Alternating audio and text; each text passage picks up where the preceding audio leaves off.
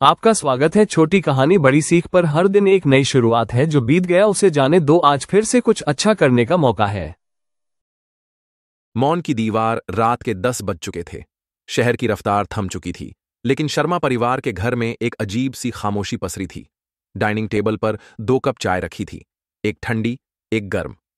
रवि अपनी किताबों के ढेर में सिर झुकाए बैठा था, लेकिन उसकी आंखें बार बार दरवाजे की ओर उठ जाती थीं। उसकी मां सुमन रसोई में बर्तन समेट रही थीं और पिता महेश शर्मा अपने कमरे में अखबार पढ़ने का दिखावा कर रहे थे। रवि को लगता था कि उसके पिता उससे कभी खुलकर बात नहीं करते। घर में रोजमर्रा की बातें होती थीं, खाना खा लिया, पढ़ाई कर ली, लेकिन दिल की कोई बात नहीं। रवि की उम्र 22 साल थी, कॉलेज का आखिरी साल चल रहा था। उसके कई दोस्त अपने पिता के साथ घूमने जाते, क्रिकेट खेलते या कैरियर की बातें करते। रवि के मन में हमेशा यही सवाल रहता, क्या उसके पिता उससे प्यार नहीं करते? एक दिन कॉलेज में रवि का मन बहुत भारी था। उसके एक दोस्त ने कहा, यार, मेरे पापा तो मेरी हर बात समझते हैं। कभी कभी तो लगता है दोस्त से भी बढ़कर हैं। रवि बस मुस्कुरा दिया, लेकिन उसके मन में कसक और बढ़ गई। शाम को घर लौटते समय रवि ने देखा कि उसके पिता खिड़की से उसे आते हुए देख रहे हैं। रवि ने सोचा, शायद पापा को मुझसे कुछ कहना है। लेकिन जैसे ही वह दरवाजे के पास पहुंचा, पिता ने खिड़की बंद कर ली और अपने कमरे में चले गए।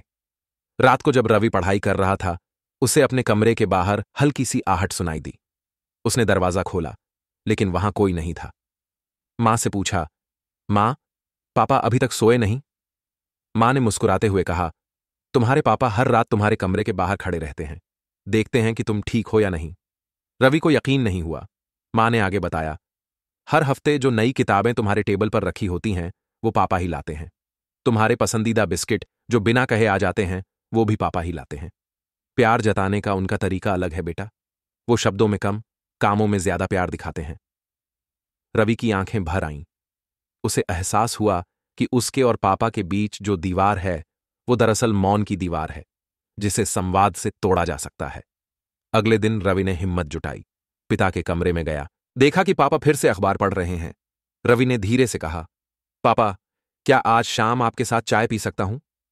महेश शर्मा ने अखबार से नजरें उठाईं, हल्की सी मुस्कान दी और बोले, जरूर बेटा, आज तुम्हारी पसंद की चाय बनवाता हूं। शाम को दोनों साथ बैठे। पहली बार दोनों ने बिना किसी औपचारिकता के दिल की बातें की।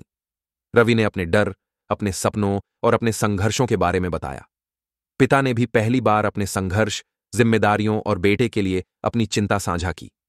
उस शाम मौन की दीवार टूट गई थी। रवि ने महसूस किया कि परिवार में असली संघर्ष सपनों या जिद का नहीं, बल्कि समझ और संवाद की कमी का होता है। प्यार हमेशा शब्दों में नहीं, कई बार खामोशी में भी छुपा होता है। अब रवि और उसके पिता हर हफ्ते साथ चाय पीते हैं, शब्दों से परे, दिल से दिल तक। सीख, कई बार परिवार में संघर्ष दिखता है, लेकिन असल में वह संवाद और समझ की कमी का नतीजा होता है। प्यार हमेशा शब्दों का मोहताज नहीं होता, वह छोटी छोटी बातों और खामोशी में भी छुपा रहता है, बल्कि समझ और संवाद की कमी का होता है। प्यार हमेशा शब्दों में नहीं, कई बार खामोशी में भी छुपा होता है। अब रवि और उसके पिता हर हफ्ते साथ चाय पीते हैं, शब्दों से परे, दिल से दिल तक। सीख, कई बार परिवार में संघर्ष दिखता है, लेकिन असल में वह संवाद और समझ की कमी का नतीजा होता है। प्यार हमेशा शब्दों का मोहताज नहीं होता, वह छोटी छोटी बातों और खामोशी में भी छुपा रहता है।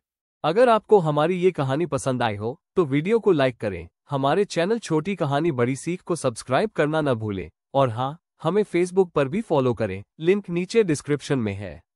आपका कीमती समय देने के लिए दिल से धन्यवाद। फिर मिलेंगे एक नई कहानी के साथ।